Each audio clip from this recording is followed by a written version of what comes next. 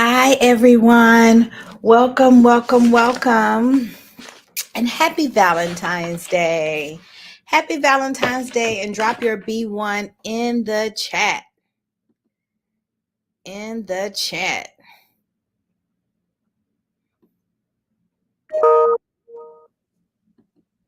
Come on in here and drop a B1 and let me know you're here. If you're about that B1 life. Let me see here. Drop that B1. Drop that B1. Give me 1 second.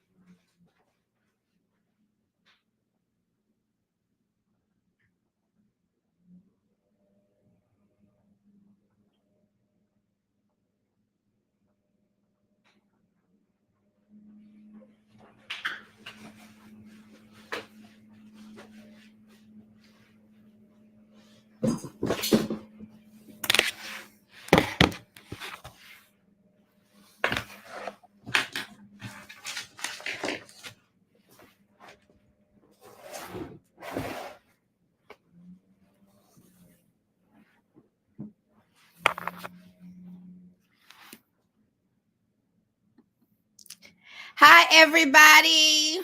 Welcome to the live stream today. Happy Valentine's Day. Happy Valentine's Day. Come on in here. Drop your B1 in the chat and let me know you're here. Let me know you're here. Who's with me? Who's with me? Okay, we got Odell. Old Daryl. I hope I'm not butchering your name, old Daryl, but happy Valentine's Day. Thank you for dropping that B1 in the chat. Drop a B1 in the chat and let me know you're here with me. I couldn't find my cell phone. Weird thing, right? You feel naked if you don't have that thing in front of you at all times, glued to the palm of your hand. But who needs it? Who needs my cell phone when I have you beautiful people out there? My beautiful Black people on this Valentine's Day. So happy Valentine's Day. And get in here. And there's no better way to show the people that you love like having your ducks in a row. Having your ducks in a row. Why? Because Black wealth is critical to Black power. Everything we talk about will be a way to advance our people and how we move the needle forward. How we move the needle forward, how we can be the change that we want to see in the world. How we can be the change that we want to see in the world. How we can grow and be the leaders that we need. How we can be the heroes in our own life, the heroes that we need, the preachers that we need, the therapists that we need, because all of the information that we need is within us. And so everything we talk about here is finding how to tap in and tune into that, and use that to grow our business, to grow our wealth, to grow our community. Why? Because Black wealth is critical to Black power. So let's get in here. I'm offering a special, right? I'm doing a free Black Wall Street family wealth planning session for people who want to meet with me and get your financial house in order for your loved ones, because there's no better way than to say I love you than to say, hey, I love you, so therefore I am going to do whatever I have to do to make sure that you're not burdened when I leave this earth, that maybe that you are even benefited when I leave this earth. And so the things that we will be able to cover if you schedule with me is going to be able to choose the right guardians for your kids and avoid making 6 common mistakes. Get your financial house in order and keep it that way. Confirm that you are making smart financial choices. Confirm that you are making smart financial choices, and for your children, for your next generation, for your passing, so that they don't end up in court, tied up in assets, tied up in probate. Um, fighting over your relatives, fighting over assets once you leave here. Just getting a little settled in here. Okay, good morning, William. Thank you for showing some love. Thank you for showing some love. I'm showing y'all some love by offering my free Black Wall Street Family Wealth Planning Session, normally valued at $12.50. I'm offering it free. If you book right now, I have the link in the chat. I dropped a link in the chat. You can also schedule online at blackwallstreet.com. You can schedule online at blackwallstreet.com. And so we're going to talk about how to illegally avoid all estate taxes and keep your family out of court. Setting up a trust. Setting up a trust is key. You can set up a will. Even when I set up a trust for my clients, we also set up a will. But if you want to give the ultimate protection and have some control over how those assets are spent, then you want to set up a trust. Learn the secrets to protecting your kids' inheritance from lawsuits and divorce. Okay, and discover how to leave your loved ones a gift far greater than all the money in the world. So if you want to schedule that consultation with me, you can click the link in the bio. I'm going to link the link in the chat. And for those of you that do, I look forward to speaking with you on that. And so right now we're going to talk about, why do you even want to create a trust? What is the purpose of that? And before we get into creating, why would you want to create a trust? We'll go there. A trust can be a tool for managing assets and distributing wealth according to your wishes, transferring property, minimizing estate taxes. Did you know that your estate will be taxed? The money that you leave behind from one generation, that there is an additional tax called an estate tax levied against your estate. And one of the ways to avoid that estate tax is to create a trust, because all assets that fall outside is to create a trust.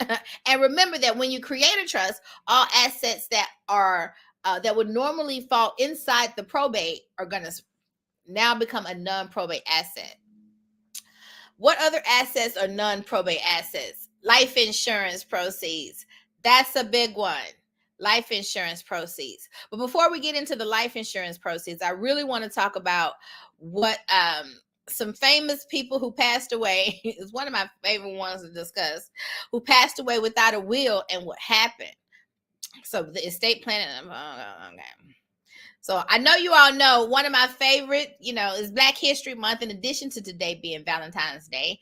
And one of my favorite singers is one of my favorite singers is Aretha Franklin.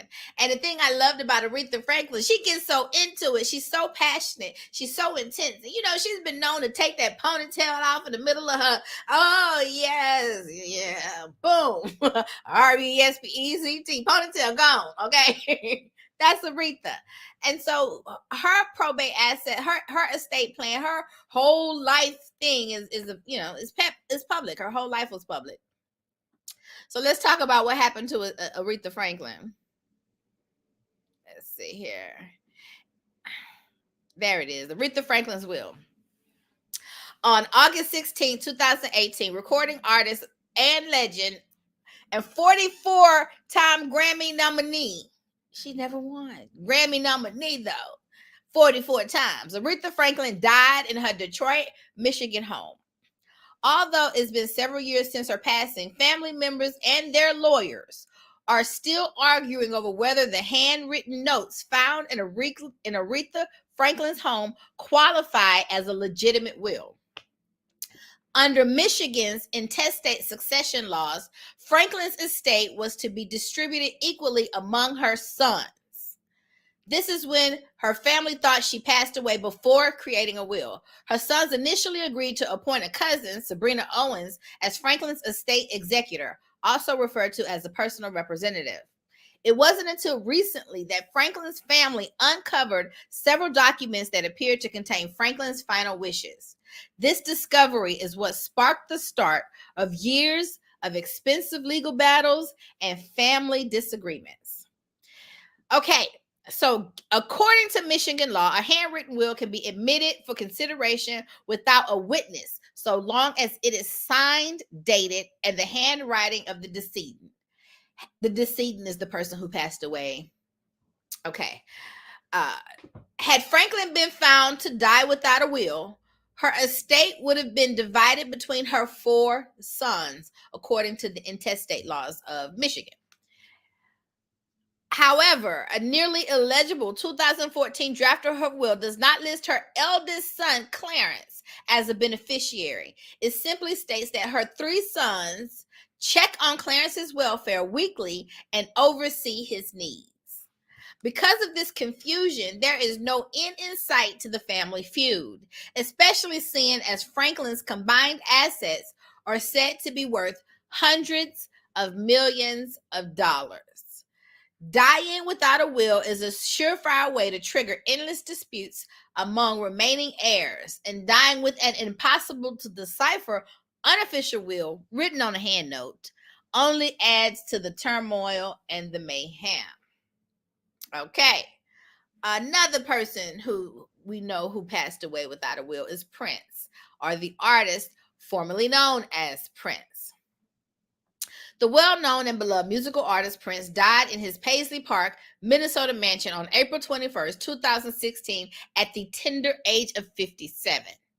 While tragic and in and of itself, the fact that Prince died was intestate meaning dying without a will, led to even more suffering amongst his surviving friends and family. If he had a will, they would fight less because his intentions would have been a lot more clear. Okay, but with so much ambiguity, you got the people who say, it belongs to me. This is how he wanted. This is what it means. They're fighting. We'll never know why Prince didn't prioritize his estate planning, especially considering his enormous net worth. But it's likely the same reason many people make the mistake of procrastinating their will and trust creation. Nobody enjoys thinking about their death, and nobody ever thinks that they're going to die unexpectedly. It's just not the thing that you're planning for. I get it. Ugh. While family quarrels over celebrity wills are not common, Prince's case is more rare because he left absolutely nothing, zero, zilch, nada, in terms of a will or how he wanted his assets distributed among his many heirs. This was precipitated not only heated discussions, tongue tied. This created so many fights, in other words, okay, paraphrasing. But also millions of dollars in legal fees, which means the lawyers got paid a lot more money because of all of this family infighting. Okay, the lawyers get paid. And I say that all the time in litigation.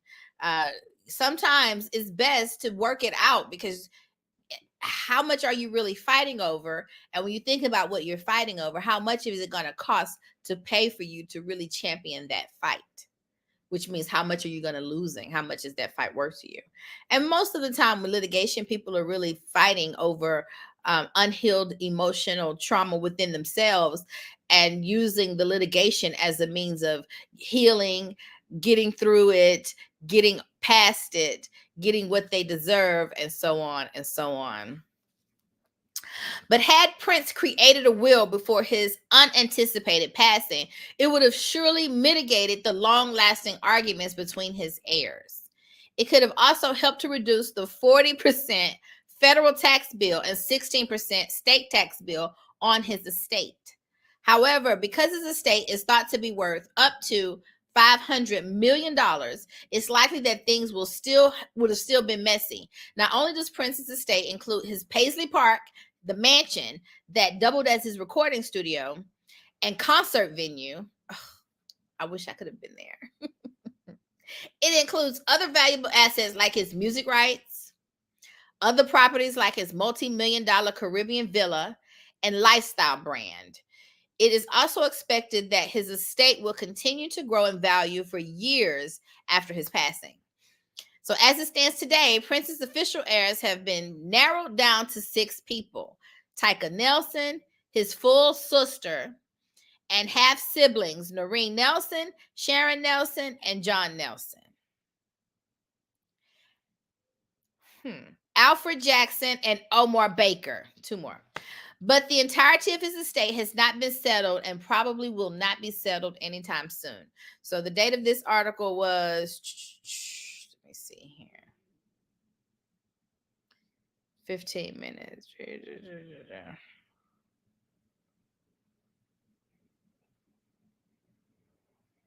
It's not on here.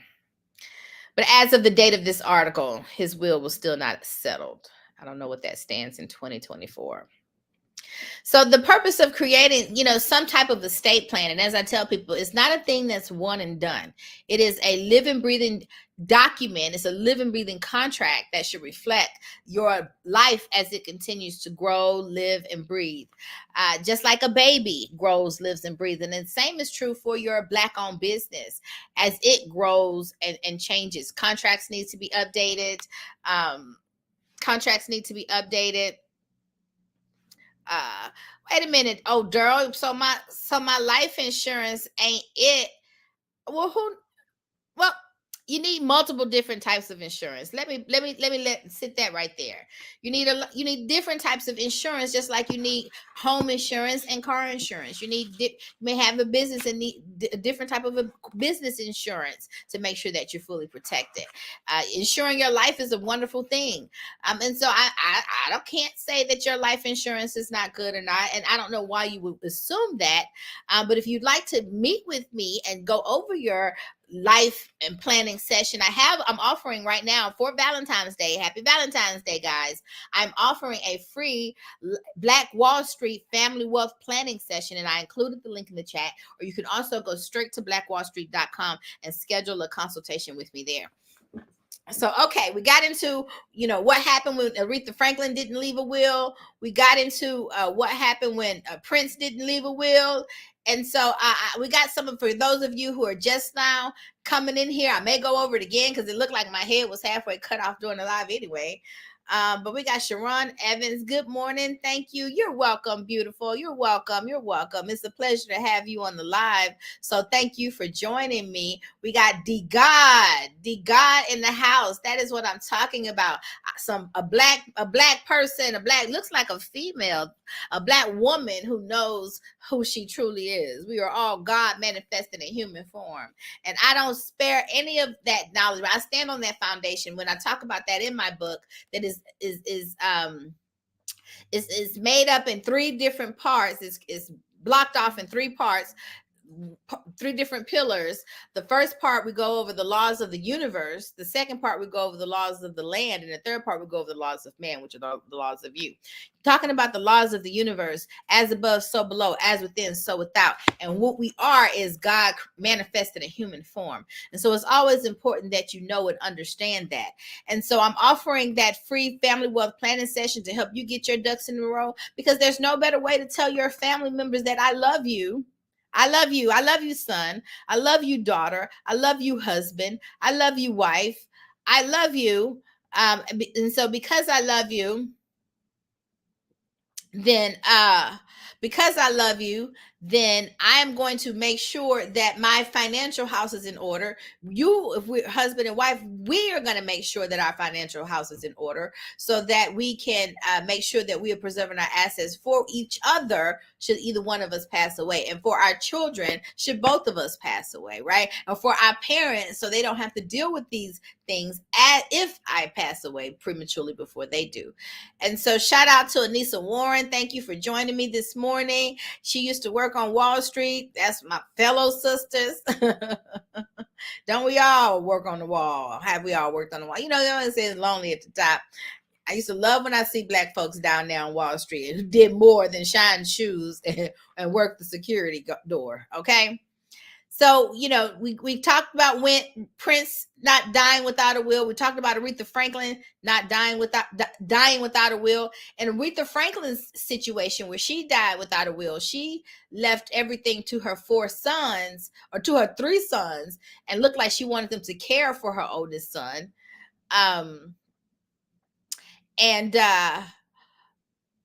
But that was not why the case ended up in probate, because if she had died without any type of will, it would pass on to her four sons in equal measure. But what about a situation where you have a parent who omits a child, or even worse? Here, I'm about to unlock a new fear for you. What will happen if you have a child who was not born at the time you made plans to settle your estate? So I have a situation that I've been dealing with a close friend of mine, which is very interesting. But that is exactly what happened, and it happened not with a probate asset, because this was how things were left. There was really not a lot of probate assets, because everything was left. The bulk of the estate that created the value in the estate, the high ticket items in the estate, was the life insurance proceeds. And the life insurance proceeds is a non-probate asset that will pass outside of the jurisdiction of the probate courts. And so those assets in the life insurance proceeds will pass by the terms of the contracts, the insurance contract to be specific. So in this situation, the insurance terms of the insurance contract left that 1/3 of the asset of the proceeds were to be left to biological parents. Another third of the insurance proceeds was left to the adopted parents.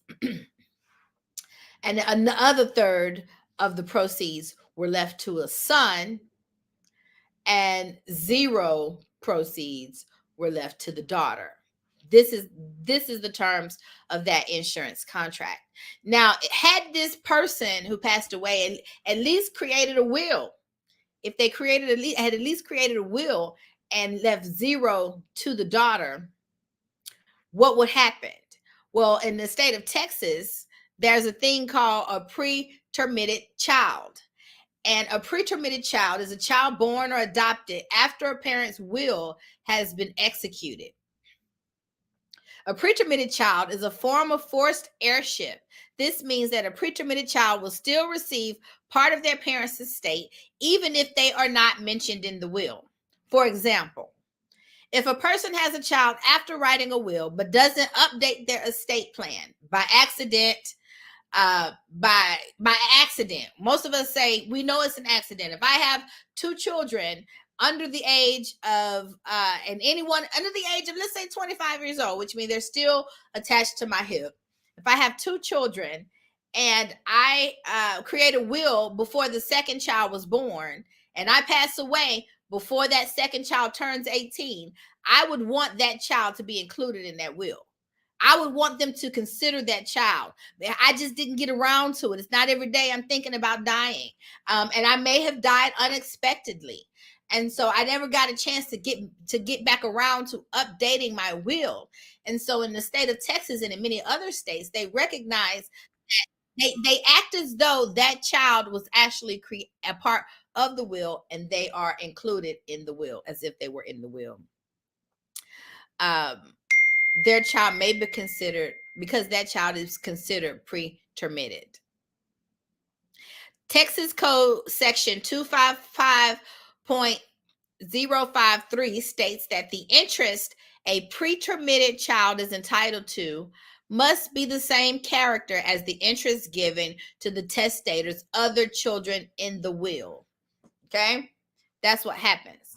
Now, if a person dies with the will and do not include that child that was left nothing by accident, the Texas will consider that child a pretermitted child and lump them back into the will as if they were a part of the will. Now, I want you to understand, if there was no will, right? And that's that. If there was no will, things pass intestate without a okay. If there is no will, which means a person who dies intestate, then all of the assets will pass by terms of heirship. And every state pretty much has their own intestate laws. And in the state of Texas, a person who is unmarried with children, everything that they own in their estate, all to children who will take equally. It's only until a person passes away with no children do we start an unmarried person with no children, half of all property to father, half of all property to mother. So it is only then, when a person dies with no children, that we think about having those assets pass above a person, going backwards to people who will become your sooner than later ancestors. That's the only time we go that in that direction. Okay, when a person doesn't have children. So in this scenario, we have a person who dies with a non-probate asset because she dies with the insurance policy and no will in place. 1/3 to biological parents, according to the insurance contract, 1/3 to the adopted parents, 1/3 to son, and 0 to daughter. Now, we have to ask ourselves a question. What on earth would make a person even create a scenario where they leave nothing to their daughter, who is still living in their house, who they are still taking care of, who they are still providing for day in and day out? Why on earth would someone not leave anything to their daughter and leave a third to their son, and then leave a third to their biological parents and a third to their adopted parents? Well, let me tell you what happens when you leave assets to minors who are under the age of 18 years old. When you leave and you don't have a will in place and you don't have a trust in place, when you leave assets to people who are under the age of 18 years old, those assets will most likely definitely end up in probate. The insurance company is not going to cut a check to a minor. It will trigger probate, right? And in the probate court, the court will appoint a guardian ad litem to represent the interests of that minor child. And so basically the court will step in and play parent and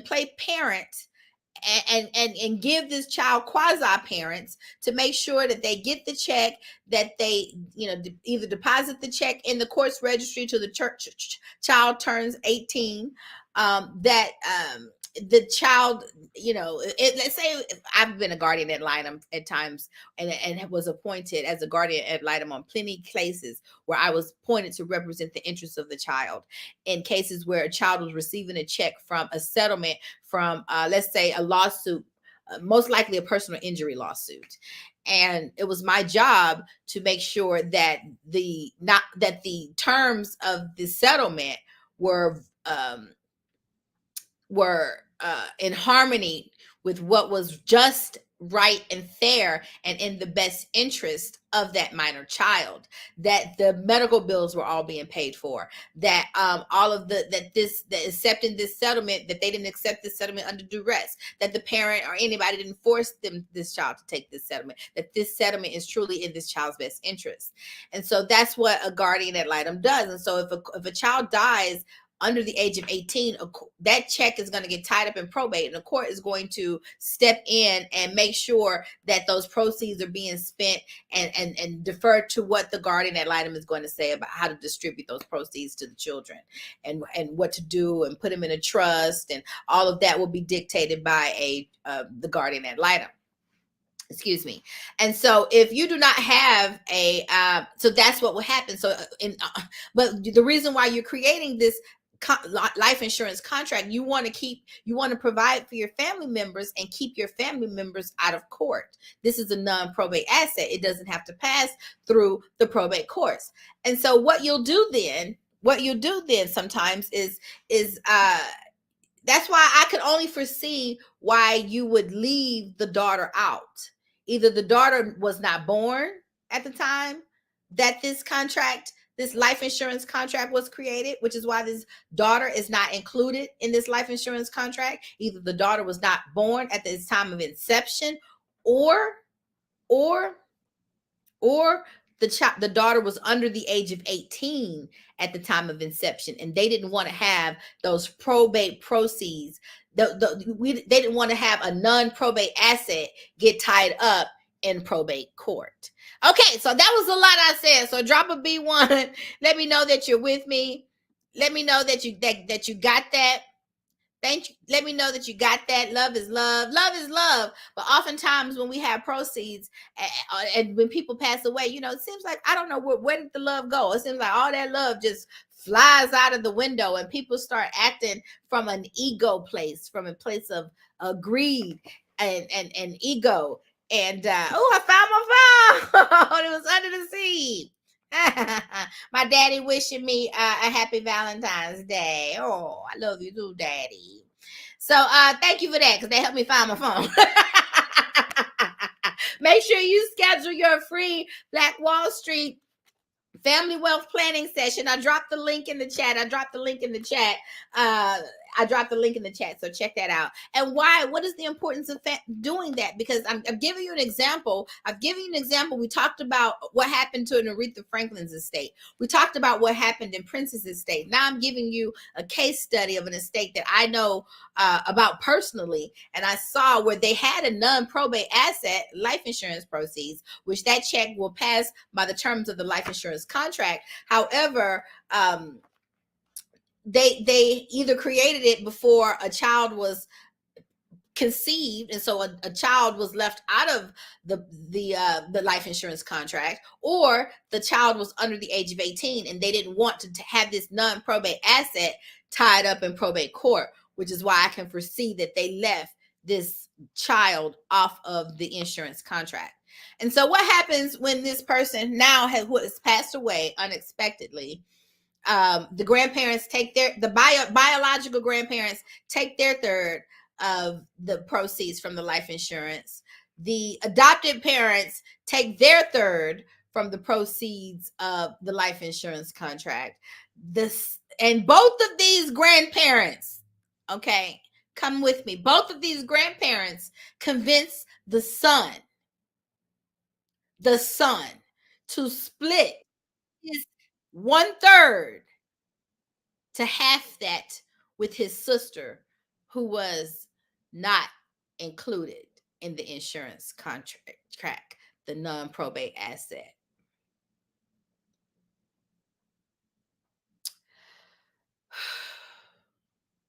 I want y'all to let that sink in, because this is this person's parents, her biological parents, the parents who birthed her, and the adopted parents who took her on and took her in, I think in her maybe teenage years and above years of life, and helped finish raising her and her children, the son and the daughter.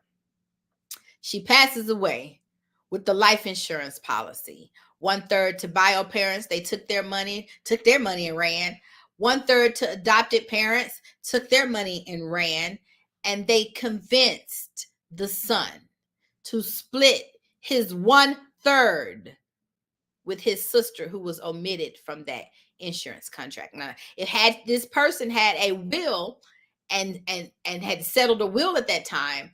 The rules on pretermitted children, that omitted child, that accidental omitted child would have been pulled into that will, and the will would have gone through the probate process. But what would do if you do not want that? What if a trust had been created? A trust had been created, which is in a sense a trust contract, which will keep that trust, those assets that are included in the trust, it takes it out of the power of the probate state, and it will also pass as a non-probate asset. A trust does. And many people create trusts. You want to say, well, what is a trust? A trust is a trust contract made between you and a third party, a trustee who will sign up to administer the trust according to the terms of what you want. And it's even much more ironclad than a will, because a will, even though it will outline your wishes and outline what you want, a will still have to pass through the probate process in order to be validated, in order to be probated, is the term that we actually use. Okay? So trusts serve many purposes. And estate planning, tax planning, right? Estate tax planning, medical planning, and charitable giving. And so why do you create a trust? Let's talk about some transferring property. It's an easy way to transfer. You actually are transferring this property during your lifetime. Once the trust is created, that's just step one. You have to go entitle all of your assets, and now in the name of the trust, which is why it's outside of your creditors' estates, why your creditors can't reach it, or why your lawsuits, they can't reach it, because technically it's not yours anymore. And there are rules to that. You also, that's how much of protection you have will be determined by whether or not you have a revocable or irrevocable trust, which is something I definitely think that you should talk to an attorney about one-on-one to see which is going to be better for you. But we like to say start small, start with a revocable trust so that you have the power to pull those assets in and out of the trust during your lifetime. And those trusts, we create them so that on the next level, those assets to the next generation are irrevocable, right? And it's just an ideal way to help your family manage your estate if you become incapacitated too. That's another thing we don't think about. It's not just upon your death, it's upon your death and your incapacity. Mary Dean Esquire here at the wallstreetlawyer.com, coming to you live on Valentine's Day. Coming to you live on Valentine's Day. Love is love.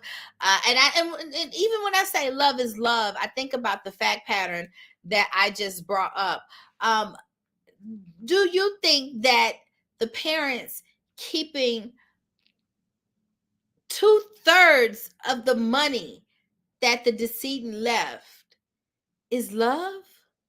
Love for the next generation, and leaving the child, which is their grandchild. We got the adopted parents' grandchild. We got the biological parents' biological grandchild. Do you think that they are acting and behaving loving for the next generation to take their money, okay, and allow the son, this woman's offspring, who are both children in their 20s, make them split the third that is left? Do you think that that is what the decedent wanted, would have really wanted? It's clear. It's clear. It's big as clear as day that this woman did not update her estate plan, that her death was sudden, that she did not anticipate passing away. And because if she did, I'm pretty sure that she would have named both of her children in her, updated her life insurance as beneficiaries to her children and children only, and left nothing, or maybe or a third to her grandparents, biological and adopted, equally, and left 2/3 to her children. And do you think it was love for them to split those proceeds the way that they did, in such a disproportionate and disadvantaged share to those grandchildren of theirs? Love is love. And we know what love looks like. Love is an action word, is what my grandmother always said. Love is an action word. When someone loves you, they act like it. They walk like it. They talk like it. They move like it. When people are moving, love, we know what love is. God is love. We know what love looks like. We know what it smells like. We know what it sounds like. We know what it feels like. Come on, who with me? Adept is with me, because love is love. We know what it is. And we sure do know what it is not. And the grandparents keeping 2/3 of the life insurance proceeds and leaving the grandchildren to split 1/3 of the life insurance proceeds does not sound like love to me. It does not look like love to me. It does not smell like love to me. And it does not feel like love to me. Okay. Mashari Amore says, thank you for this information. I plan to purchase your book. Thank you so much. Thank you so much, Queen. Thank you so much, Queen. Shout out. Love the love. Love is love. I love all the way around. You can get that book on Amazon. Just go to Amazon. It's easiest to just type in my name. That's Mary with an E, Marye. Dean, like the dean of a college or the dean's list, and you'll see the book come right up. It's endorsed by the great Dr. Iyanla Vanzant, who I tell my story of how I met. I told her that on the last live, how I actually met Dr. Iyanla Vanzant on one of my darkest days of my life, which led me to coin the term the law of adversity, that in every problem there's an opportunity of equal or greater measure guaranteed. And I do get into that law along with the other laws of the universe, the laws that you use to create your reality, the laws that, like the law of karma, that touches every soul, and that you will never outrun karma. And so That's what I like to think about. That's right. Thank you. B1, shout out B1 to my queen sister Amorose, Omarose, Omarose, on this beautiful fine Valentine's Day in here with me, showing me some love on this wonderful Valentine's Day. And I'm sure you showing me love. I'm showing you love. It's Valentine's Day. I have a link in the chat. Make sure you schedule your Black Wall Street Family Wealth Planning session with me. Free, no obligation to you, and I will help you organize your estate and talk about what it is that you need to do to make sure that you are leaving your financial house in order and doing the best that you can do to express financial love to your loved ones who are going to leave, who you may leave behind if something happens to you.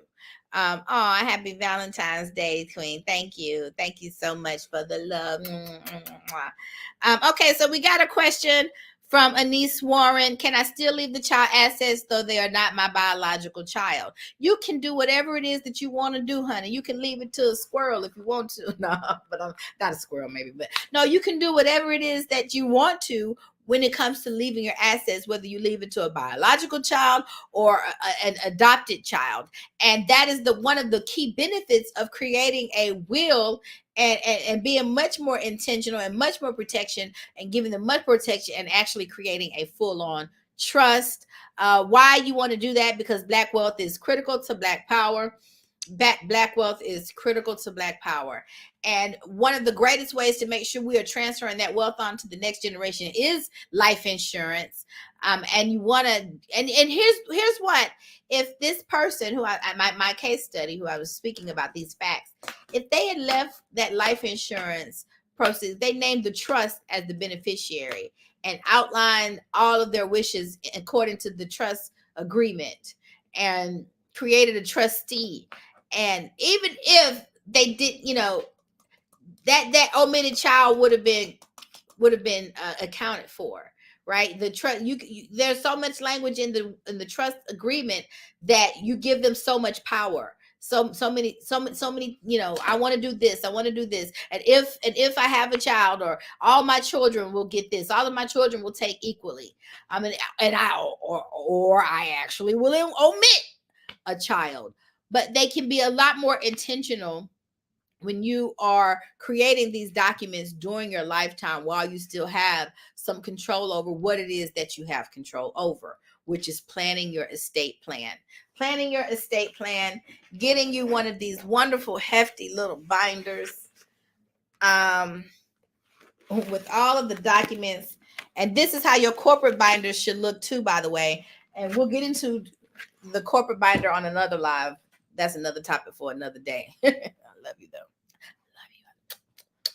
But yeah, no, the purpose of creating a trust, it is my hope and my desire to you that you leave your family behind like you love them. Love is an action word. Love is an action word. When you love someone, you act like you love. And if you love yourself, and if you love your community, your community that you built, your family, you want to make sure that it is, and especially if you have children who are under the age of 18, especially if you have a house and a mortgage, especially if you have a cars and other assets, especially if you have retirement and other assets.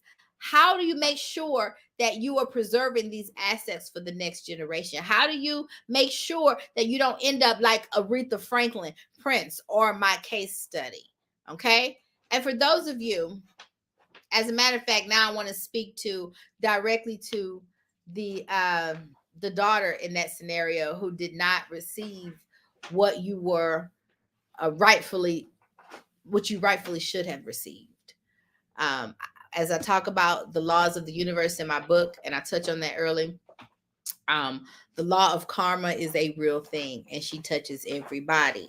And so I just ask you that you don't let this situation turn you into a bitter Betty, but that you understand that, God loves you too much to allow suffering in your life. And so if suffering is allowed in your circle, that it is a dynamic reason. Okay. It is something that God and the universe is trying to usher into your world. And so we take our medicine and we get strong. We eat our vitamins and we get strong. We eat our vegetables and we get stronger. And that is my message to you. I am the woman that my inner child needs. And so when your parents fail you, when your grandparents fail you, you have the opportunity to be, as you become your own woman and your own adult, you have the task and the opportunity to be what you need, to become what you need. I am the woman that my inner child needs. Happy Valentine's Day. I love you guys. Until we meet again, Mary Dean Esquire here at thewallstreetlawyer.com. You can follow me online on social media at The Wall Street Lawyer on Instagram, at The Wall Street ST Lawyer on X. And bye-bye.